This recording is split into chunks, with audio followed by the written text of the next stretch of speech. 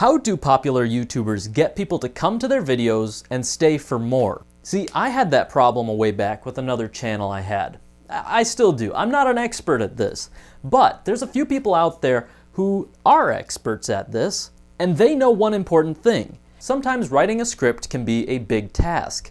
The solution is breaking it down into smaller parts, because as something gets big, the more specialized each part needs to be. Whether you're talking about organelles in single-celled organisms, functions of different cells in multicellular organisms, functions of people in a society, as structures grow bigger, the more specialized the parts become. As you grow as a YouTuber, you need to specialize your channel, specialize your videos, and specialize the parts of your videos to reach a specific niche in a way that allows you to stay on topic while still delivering variety. So what are the specialized parts of a video? I believe they're using a 7-point delivery structure, whether they know it or not. Context, values, and then the future, supporting, the main message, fear, and then the summary. Where are we? What do we have? What do we need? Where are we going? How are we going to get there? Who do I need to be in order for this to happen? Let's face the actual problem. Let's actually face our fears. And then once we do, we have a transformative process and the world is better for it.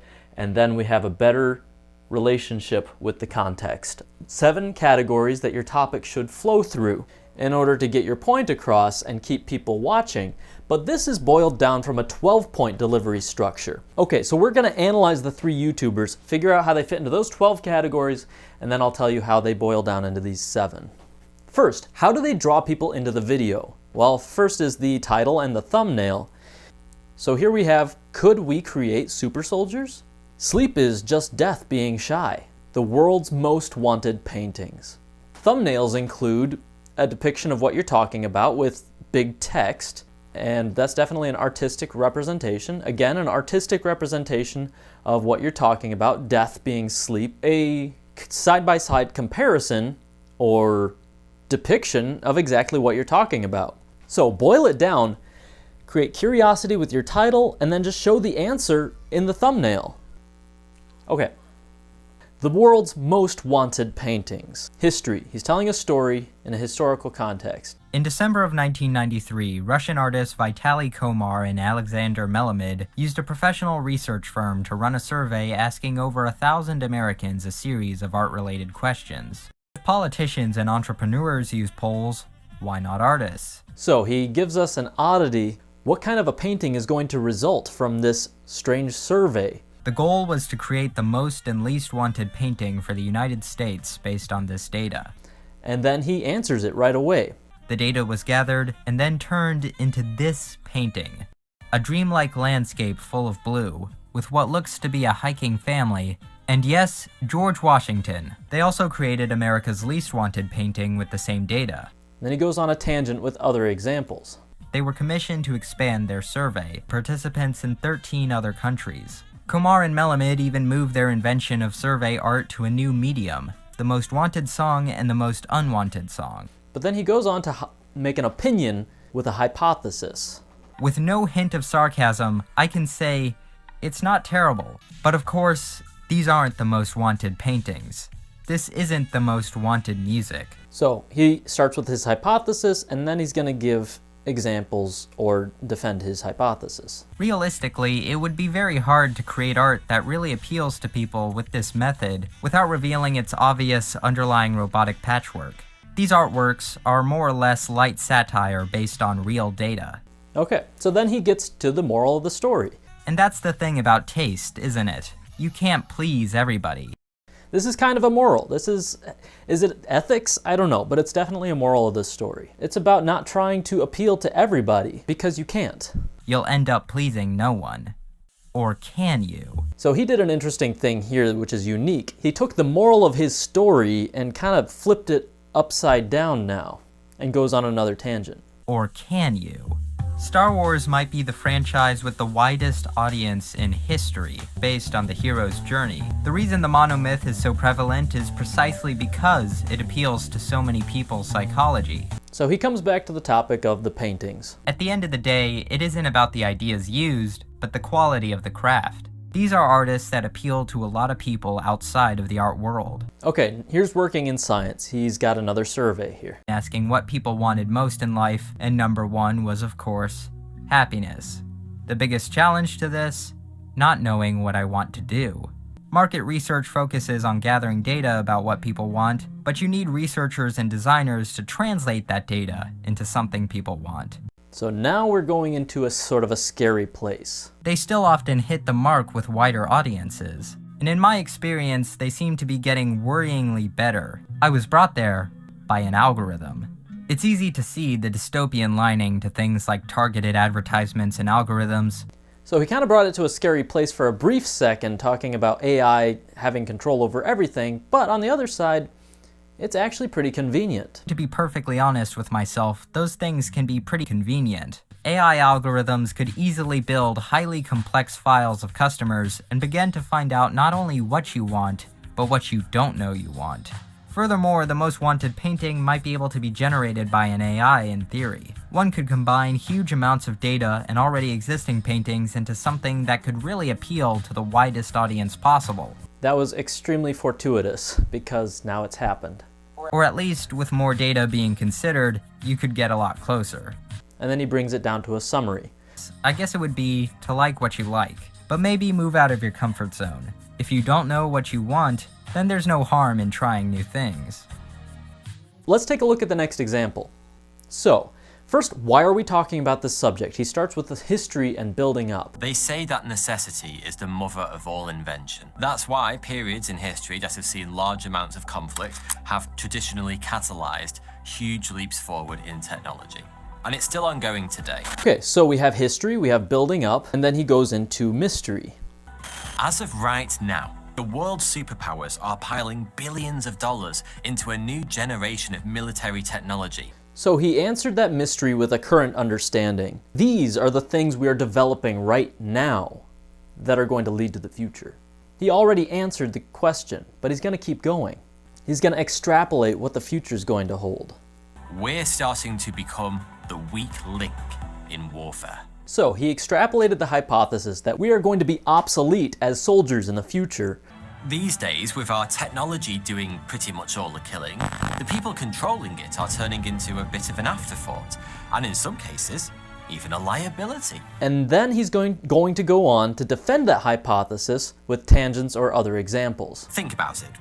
We're relatively small, fragile animals, trying to hold our own on battlefields full of metal monsters. We get tired quickly, meaning we need to be unconscious and therefore defenseless for large portions of every day. Eventually, he's going to work in some science. We can begin to consider not only how we can keep making better tools, but how we can make ourselves better tools. So he's still working in actually a bit of a value proposition here. For starters, having the power to edit our genes means we may one day be able to all but eradicate a whole host of diseases. So he goes into ethics and morality at this point. Gene editing in humans is an ethical minefield. Messing around with the human genome is akin to playing God. Who gets to decide what counts as an improvement? He dialed it to a most extreme, talked about how genetic manipulation could liken you to Hitler. When one nation starts, an arms race is triggered. So he seems to be dialing it back at this point to reevaluate the topic. So does all this mean it's only a matter of time before we start seeing real-life supermen fighting our wars for us? Well, not necessarily. And now he's going to shift the tangent direction. Creating a genetically enhanced super soldier isn't quite so simple as a little DNA cut and paste. So he kind of escalated it to a scary place. There's simply too big a risk of making changes that have unwanted side effects. Why isn't he breathing anymore? Kind. For the time being, gene editing means meddling with powers we simply can't comprehend. So then he dialed it back down to reality, saying this isn't quite possible. As for how long that will take, well, it's hard to say for sure. And then he concluded it with a summary. If you happen to spot a 7-foot military-looking type jogging down the street faster than Usain Bolt while solving a Sudoku, be sure to let me know. Thanks for watching. Let's take a look at the next example. The last video I had to review was a rather poetic one, and like the YouTubers or not, they have some pretty engaging content. 7 million views and 2.5 million subscribers is probably a testament to that. We have the definitive statement, sleep is just death, being shy. And then we have this sort of half-hidden skull being shy with a sleep cap on. So that's an artistic representation in the thumbnail. But we have to click on it to find out why. Why does he think that? I was maybe 6 years old, driving somewhere at night with my dad, and I took a little nap, and I woke up, and he said, "Where did you go?" And I said, "I don't know." And he said, "Well, what do you reckon sleep is for?" And I said, So there's a little profanity in here, but so he kind of does two things. He starts telling a story, and then he goes into history. He does both. The Greek god of sleep is called Hypnos. He has a brother called Thanatos, and he's the god of death. This is going to be a jolly 10 minutes. Sleep makes no sense. It leaves us completely defenseless for hours on end. That's weird. That's the second video that referenced sleep leaving you defenseless. Unconscious and defenseless for large portions of every day. Completely defenseless for hours on end. Just a coincidence. Sleep will save you about 100 calories or a banana. Started talking about science, and he started talking about comparisons, making the point that we are an oddity. Humans need about 8 hours sleep a night, but our animal friends vary wildly. Human death rehearsal, sleep, is a bit more straightforward. So he created this curiosity, like, what is sleep for? And now he's answering the question right away. Stage 1, brainwaves slow down a bit. Stage 2, your pulse will slow down and you'll begin producing sleep spindles. Stages 3 and 4 are then stage 5, rapid eye movement or REM stage. Anyway, the funny part about all this, of course, is when we're not dreaming while asleep, where do we go? It's just black, it's just oblivion, every night, over and over. Hypothesis stated, and there's your title. Because sleep is just death being shy. He goes on to defend his hypothesis with a metaphor. There is an asteroid, and we practice for it every night, and its name is death. Okay, so he kind of takes it to a spiritual place. It's not really a place of responsibility so much. Maybe we take comfort in the fact that even though we'll be gone, the world will still carry on without us. A very spiritual context, I guess. Some science and extrapolation about the future. It evolves this story into a big tangent. 1 billion AD. The sun is now 10% more luminous than AD. 10 trillion AD. It's possible the Big Crunch has inhabitable, barren, perpetual, limitless dark. Goes to the furthest extremes until the entire universe ends. And then he brings it back to reality. We all must have gone through that phase as a kid when it hit us. Well, people die eventually, and mum and dad are people, and I'm a person, so, oh God! So at this point he goes into a poetic tangent. To live as the only animal that knows its projects and loves and lifetimes are limited, and when the animal is gone, after a while, it'll be as though the animal never was at all. The things we will miss after we're gone. The parties, the births of humans we would come to love. And he's going to expand into kind of a scary place. I think at this point it's death. Homo sapiens, yeah right, Homo nihilus, more like, the only animal conscious of its approaching demise. Okay, so yeah, a point of despair, the nihilism, etc. He considers the flip side of that. He's bringing it back to a positive. But there is a middle way between denial and despair, because the world is just as fantastical as it is horrific. If, on a cosmic scale, none of it matters, does that really matter? So it's the nihilism of nihilism. If nothing really matters, does that even matter? Maybe we should just enjoy it. This is presented as a means of coping with the tragedy of nihilism, or death. So he concludes it with a bit of poetry that sums up his point. We have a long way yet to go, and I can't go without you. So here's our 12-point structure, and it can probably be refined a little bit better. But I found out that with other presentations and stories, especially smaller ones, it boils down better into this 7-point structure. So your history, or the story you start with, and sometimes you do that a couple times, leads to is all about your context. And then you want to pique curiosity about a particular topic. That's all about like the value that you're promising, this morsel that you might find. So piquing curiosity, there's this other possibility. And you can answer that with your present knowledge, saying this is what we know about it so far. But although you've answered it, people still want more. Why? Because you're also pointing out the fact that what we know isn't good enough. We need to extrapolate something more. Extrapolating is all about, this is where we were, this is where we are now, this is where we're going. So that's extrapolation. Where are we working towards? Call it the future. And then we have, I put need on here, so what are the things that we need in order to work towards the future? But sometimes that's just about supporting evidence. You're defending your thesis, that's the support. You're supporting evidence. This could also be about the value to the audience. Now, when you start talking about morals and ethics, that's essentially the main message you're sending somebody. The main message also gives somebody a responsibility. So how are you being a messenger? How are you carrying this message to people? So a lot of times a message is going to be backed up by a tangent or a story, and then you bring the topic back to reality. How does that apply to us? I'll probably have another video on that some other time because that gets very philosophical. Then a lot of the messages, by virtue of the fact that they have to climax into something that's like really engaging, they go to a place of fear. So you're going to tangent and then it's going to go off into a scary place, escalate. And a lot of times bring it to the flip side, like actually that's not so bad, or they might come back down to earth and be like, I don't think that's actually possible. Or they might say, yeah, that's the scary thing, but we can defeat that dragon because of the main point of our story. Brings it back to reality and summarizes the story within your summary. You present your context, you establish a value, something to pursue. You talk about the future, what the future might hold. You support your evidence, or you talk about what is necessary to support this future venture. You have your main message or moral, or what is the responsibility of the audience.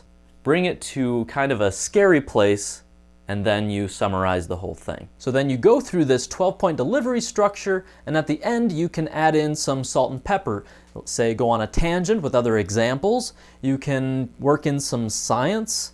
You can talk about the flip side, the alternatives, and then you can also try to crank it to 11 every once in a while. You can get more out of it by questioning your own hypothesis, and maybe that flip side is going to be your actual conclusion. So you almost have to start off with the opposition and then consider the flip side in order to reach the moral of your story. That's possible. That's a transformative point. That's all about the message, and it's a transformative process. So, 2 more points here. One of our YouTubers today mentioned the hero's journey, and I thought, well, does that fit into the 7-point structure? And I thought, kind of. So what's the world in which our story exists?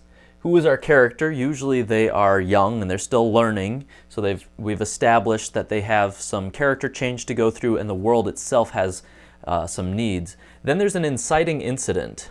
And regardless of the values of the world that we're put into, we see a new value, something else to pursue. Sometimes that contradicts the values of the world or the main character. So we have a path to pursue that's been established. That's the future. We need support, so we have the mentor pushing him forward. We have the message or the transformative experience. There's a training process usually in there. He may realize that he himself needs to undergo a transformative experience. Someone facing their own demons before they realize how they defeat the demon in the real world.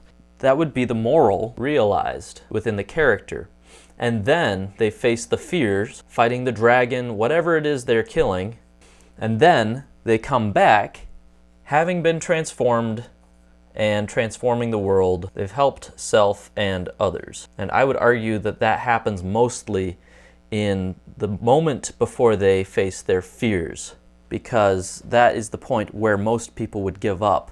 But there's a strength that comes from actually having the success of facing your demons, and that is a transformative process as well. So he's transformed, he transforms the world around him, helps self and others. So yeah, okay, it does kind of fit into the 7-point structure. I like templates. So throughout history, a lot of orators use a very similar structure to get through their stories. So let's look back in history. Jesus is pretty influential. Did he ever use this? Back when his disciples asked him, hey, how should we pray? He went through this prayer, which we now call the Lord's Prayer, as a template for how to pray. And I thought, well, if that's a template for how to pray, does it fit the 7-point template structure? Context. So you have Our Father who art in heaven. Values. Hallowed be thy name. You're holy. And then the future. May your kingdom come. May your will be done. Supporting. Give us this day our daily bread. We need the strength, our physical needs to be met so we can go forth. The moral, the main message. Forgive us our trespasses as we forgive those who trespass against us. Pursuing forgiveness and sharing it. And that's part of this feedback cycle. You can't gain forgiveness unless you first let go of other people's debts to you. Within the prayer itself, that is the message that's being shared, and it's also about you having to share a message. So there's a responsibility and a moral in here. Fear. Lead us not into temptation, but deliver us from evil. Avoiding the evil and also avoiding becoming evil. And then the summary. For thine is the kingdom, power, glory forever and ever. Amen. So yes, it does fit a 7-point structure. And a lot of other preachers and other orators and writers have broken the entire Lord's Prayer down into a 7-point structure for different purposes and means. But I would say that this 7-point structure is super important for getting your message out there. And if you want a little bit more specificity, you can break that down into 12 points, and that would give you a guideline. And those 12 points would bring up your topic, create a hypothesis, defend the hypothesis, and you can work that into the 7-point structure to make something that's actually engaging, because that's just how the human brain works. Where are we? What do we have? What do we need? Where are we going? How are we going to get there? Who do I need to be in order for this to happen? Let's face the actual problem. Let's actually face our fears. And then once we do, we have a transformative process and the world is better for it. And then we have a better relationship with the context of the story. That is the 7-point structure. So I tried to follow this structure throughout this video. So if you want, you can go back and try to figure out what those 7 points were that allowed me to carry you through this story. You might have trouble finding fear. I don't know. Some people find talking about Jesus to be scary. We overcame that obstacle, and we went through a transformative process. So thank you for joining me and going through this transformative process with me, and I hope that you can find some use in this 7-point or 12-point structure. And don't forget to make definitive statements or pique curiosity with your titles and your thumbnails. Don't forget to answer the question with more questions. I want to thank you for sticking through to the end of this video, and if you would like some related content, don't forget to check out this video. Of course, if you've seen that one, you can always check out this one down here. As always, thank you for watching Live Clever, and I'll see you next time. Amen.